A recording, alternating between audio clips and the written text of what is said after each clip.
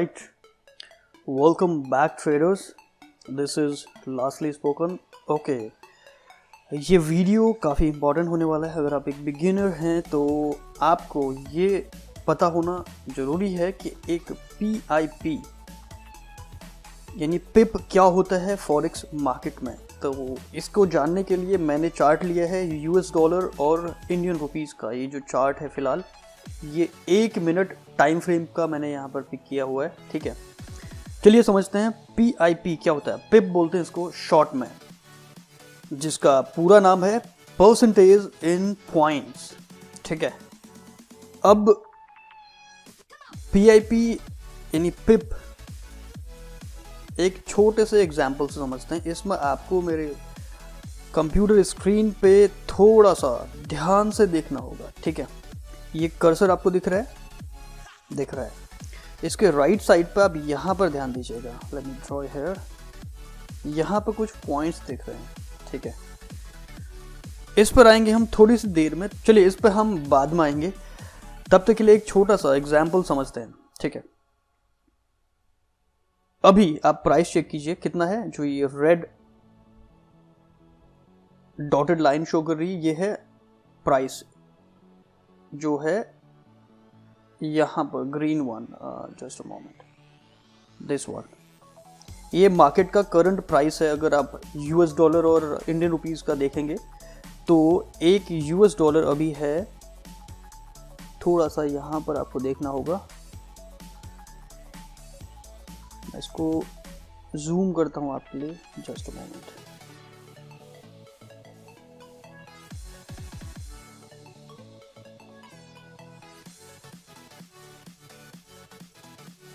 यहाँ पे देखिए आप, ये है 73.010। ये प्राइस आपको दिख रहा है, परफेक्ट। ये है करंट प्राइस, यानी इसमें 73। अब ये मूव होके आप देख सकते हैं, अभी मार्केट का मूवमेंट चेक कर सकते हैं। 73.020 हो चुका है, क्योंकि लाइव मार्केट है तो प्राइस ऊपर नीचे होता रहता है। ठीक है, हम फिलहाल बात करेंगे इस करंट प्राइस का। अभी एक US डॉलर का प्राइस अगर मैं कंपेयर करूं इंडियन रुपी के साथ, वो है, अगर आपके पास एक US डॉलर है और मेरे पास इंडियन रुपीज़ है, तो इंडियन रुपीज़ की वैल्यू, अब मैं आपसे बोलूं कि हम अगर करेंसी को एक्सचेंज करते हैं, मैं आपको इंडियन रुपीज़ दूंगा, बदले में आप मुझे US डॉलर देंगे। तो आपके US डॉलर के बदले में मुझे 73 रुपये और 2 पैसे, यहाँ पर 02 है, तो ये मुझे आपको पे करने होंगे। यानी जो डेसिमल के बाद हम 2 पॉइंट तक अभी यहाँ पे ले रहे हैं। ठीक है, लेकिन अगर ऐसा हो तो देखिए, अगर मैं डेसिमल के बाद जो जितने भी पॉइंट्स हैं उनको मैं ना रखूं फिलहाल के लिए, जैसे मान लेते हैं अगर आप एक मोटा सा हिसाब लगाएंगे तो अभी आप देखेंगे तो बोलेंगे कि एक US डॉलर जो है वो 73 इंडियन रुपीज़ का है, यही आप बोलेंगे नॉर्मली, अगर आप एक ट्रेडर नहीं हैं तो। लेकिन अगर आप वहीं एक ट्रेडर हैं तो आप बोलेंगे एक US डॉलर 73.020 पे फॉल कर रहा है एज पर दी चार्ट जो यहाँ पर दिखाई पड़ रहा है। ठीक है, देखिए प्राइस को फॉरेक्स मार्केट में, प्राइस को मूवमेंट होने में, अगर मैं पूरे रुपीस की बात करूं तो ये 73 से 72 कब आएगा, इसमें तो सालों लग जाएंगे।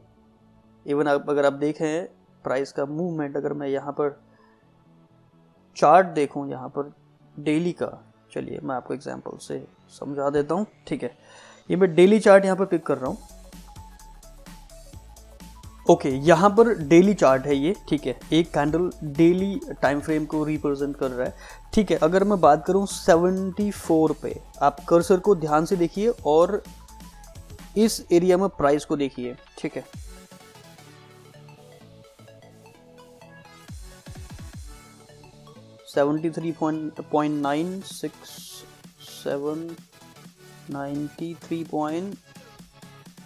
ओके, यहाँ पर मैं एक लाइन ड्रॉ कर रहा हूँ। ठीक है, ये रेड डॉटेड हॉरिजॉन्टल लाइन आप चेक कीजिए, यहाँ पर 74, अगर मैं मोटा मोटा प्राइस देखूं तो ये यूएस डॉलर का प्राइस था इंडियन रुपीस के कंपैरिजन में। तो ये कब था देखिए, अब इस एरिया में डेट को देखिएगा, कर्सर पर नजर रखिए और अब आप डेट चेक कीजिए कि ये प्राइस था 22 दिसंबर 2020 में, यानी आज से लगभग कितने दिन पहले, लगभग 10 या 12 दिन पहले। आई एम सॉरी, ये 4 आवर्स का चार्ट है तो ओके ठीक है। तो ये 4 घंटे के चार्ट के हिसाब से 23 तारीख को जो है या फिर 22 तारीख को जो है 74 रुपये ये प्राइस था एक यूएस डॉलर का इंडियन रुपीस के कंपैरिजन में, ठीक है। आई एम सॉरी, तो 74 रुपये इंडियन रुपीस का प्राइस था यूएस डॉलर के कंपैरिजन में। तो उसके बाद आज 31 तारीख है, लगभग 10 दिन के बाद प्राइस में मूवमेंट हुआ है लगभग 1 रुपये का। 74 से आज प्राइस है 73 पे, ठीक है। 73 भी पूरा नहीं है, ठीक है, ऑलमोस्ट। तो अगर इस तरह से ट्रेडिंग होती तो फिर एक ट्रेड को फिनिश होने में तो 10 दिनों का टाइम लग रहा है। इवन अगर ये मूवमेंट कभी कभी कम हो तो ऐसे तो महीनों लग जाएंगे एक ट्रेड को क्लोज होने में। तो फिर जो डे ट्रेडिंग करते हैं, जो प्रोफेशनल ट्रेडर्स हैं, जो जिन्हें डेली जो है प्रॉफिट्स या लॉस करके मार्केट से बाहर निकलना होता है, तो वो कैसे ट्रेड करेंगे? तो इसके लिए ट्रेडर्स ये जो मोटा वाला प्राइस है, मोटा प्राइस, उस पर ध्यान नहीं देते। फॉरेक्स मार्केट में मोटा प्राइस नहीं चलता। 74, 73 नहीं, ये नहीं बोला जाता। फॉरेक्स मार्केट में ट्रेडिंग के लिए जो डेसिमल के बाद के डिजिट्स हैं उन पे ट्रेडिंग की जाती है। जैसे उसको क्या बोलते हैं इंडियन रुपीस के हिसाब से? उसे बोलते हैं पैसा। अब पैसा हम जानते हैं क्योंकि हम इंडियन करेंसी से फेमिलियर हैं। चलिए मान लेते हैं यूएस डॉलर के साथ भी आप थोड़ा फेमिलियर हो सकते हैं। अगर मैं पॉइंट में बात करूं, यानी 1.50 है, तो आप बोलेंगे कि 1 एक पूरा डॉलर है, उसके साथ में पॉइंट के बाद 50 सेंट्स है, ठीक है, 50 सेंट। यहां तक क्लियर है? अब इंडियन रुपीस में पैसा हो गया, यूएस डॉलर में जो है सेंट हो गया। अगर मैं आपसे बोलूं कि ऐसे ही ब्रिटिश पाउंड है, ब्रिटिश पाउंड में अगर मैं आपके सामने ये लिखूं 1.5 बोलते हैं जीबीपी, ग्रेट ब्रिटेन पाउंड। तो अगर मैं आपके सामने ये लिखूं कि ये क्या है, तो ये जो डेसिमल के बाद का है, क्योंकि इंडियन रुपीस में तो आपने पहचान लिया पैसा है, यूएस डॉलर में भी पहचान लिया कि ये है सेंट। अगर मैं आपसे बोलूं ये क्या है 5.5, तो आप क्या बोलेंगे यहां पर? इसी का आंसर, एक ट्रेडर को कंफ्यूजन ना क्रिएट हो, तो फॉरेक्स मार्केट में यूनिवर्सली जो है पिप के नाम से जानते हैं। पॉइंट के बाद, अब पॉइंट के बाद कौन से डिजिट को जानते हैं वो मैं आपको बताऊंगा। अभी फिलहाल के लिए ये समझिए कि पॉइंट के बाद, यानी ये कॉन्सेप्ट, पिप वाला कॉन्सेप्ट इसीलिए आया कि ताकि पॉइंट के बाद क्या है उसको हम पैसा सेंट में ना बोल के एक यूनिवर्सल लैंग्वेज में बोलें, उसे बोलते हैं पिप, परसेंटेज इन पॉइंट। सिंपल है। अब आपको ये जानने की ज़रूरत नहीं है कि जापानीज येन के पॉइंट के बाद को क्या बोलते हैं, या फिर यूएस डॉलर के पैसे को क्या बोलते हैं, या फिर पाउंड, ये जो ब्रिटिश पाउंड है उसके पैसे को क्या बोलते हैं। अब सिंपल सा आपको ये पता लगाना होगा कि मूवमेंट जो है पिप में होनी है, राइट। अब पिप होता है, चलिए मैं फिलहाल यहाँ पर मैं एक चार्ट लेता हूँ यूरो यूएसडी का, ऐसे ही, ठीक है। ये यूरो यूएसडी का चार्ट है, ओके। और इसको मैं टाइम फ्रेम लेता हूँ 5 मिनट का, मान लेते हैं मैं 5 मिनट का टाइम फ्रेम आपके सामने रखता हूँ, ठीक है। अगर मैं अभी आपसे बोलूँ कि यहाँ पर जो फ्लक्चुएट हो रहा है प्राइस, ठीक है, यहाँ से मैं एक जो एग्जैक्ट अभी जो प्राइस है वो मैं यहाँ पर नोट डाउन करता हूँ, जो है 1.22967।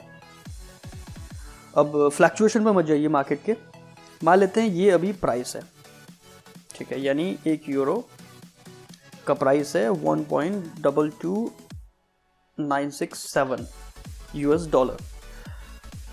ऑलराइट, तो अब इसमें पिप क्या है, क्योंकि इंडियन रुपीस के हिसाब से जो पैसा है वो तो केवल डेसिमल के बाद 2 डिजिट में हम कंसिडर करते हैं, है ना, 10 पैसा, 20 पैसा, 30 पैसा, उसके बाद 90 पैसा, उसके बाद जैसे ही 100 होता है फिर हमारा 1 रुपया ही कन्वर्ट हो जाएगा, यहाँ पर 1 की जगह 2 हो जाएगा, ठीक है। लेकिन केवल इंडियन रुपीस और जापानीज येन, इन 2 करेंसीज को आप साइड में रख लीजिए, ठीक है। इसके अलावा जितने भी करेंसीज हैं केवल इंडियन रुपीस और जापानीज येन, क्योंकि इंडियन रुपीस में पॉइंट के बाद 2 ही डिजिट होते हैं और जापानीज येन में होते हैं 3 डिजिट। तो इन दोनों में को अगर हम साइड कर लें तो इसके अलावा जितनी भी करेंसी पेयर्स हैं मार्केट में, फॉरेक्स मार्केट में, उस पर पिप कंसिडर होता है डेसिमल के बाद 4th डिजिट, यानी इसमें होगा, क्या होगा इसमें, 6। ये जो है ये जो 7 लिखा है यहाँ पर, इसको हम थोड़ी देर के लिए हटा देते हैं, यानी 7th कुछ नहीं है, इसको हम रिमूव कर देते हैं फॉर एग्जांपल, ठीक है। पॉइंट के बाद 4 डिजिट हैं डेसिमल के बाद, ठीक है, उसमें सबसे लास्ट डिजिट ये कंसिडर होता है एक पिप, ये माना जाता है पिप, परसेंट इन पॉइंट। तो मान लेते हैं अगर ये इसका मूवमेंट प्राइस का, अभी देखिए जब हमने ये प्राइस कैप्चर किया था, अब यहां पर थोड़ा ध्यान से देखिए इस एरिया में, ठीक है, हमने जब प्राइस कैप्चर किया था अभी 2 या 3 मिनट पहले, उसका प्राइस था उस टाइम पर 1.2296। 5th जो डिजिट है उसको हमने कंसिडर अभी नहीं किया, वो क्या है वो उसको हम फ्यूचर वीडियोस में बताएंगे। फिलहाल के लिए आप इतना सा ध्यान में रखिए कि पॉइंट के बाद जो 4th डिजिट होता है वो कहलाता है एक पिप फॉरेक्स मार्केट में, केवल इंडियन रुपी और जापानीज येन को अगर छोड़ दें तो, ठीक है। तो अभी आप प्राइस को देखिए यहां पर 1.2297, यानी मूवमेंट कितना हो गया, 1 पिप का हमारा जो प्राइस था 1 पिप से ऊपर चला गया, राइट। अभी जब कैप्चर किया था तब से 96 से प्राइस बढ़कर 97 हो चुका है। सो गाइज ये होता है पिप एक फॉरेक्स मार्केट में।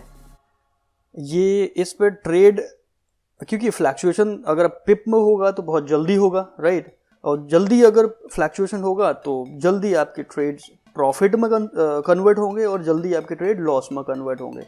2 ही चीज़ें हो सकती हैं, या तो प्राइस का मूवमेंट यहाँ से नीचे होगा तो आपका जो अगर आपने मान लेते हैं यहाँ पे एक बाय ट्रेड लिया है तो आप लॉस में जाएंगे उतना।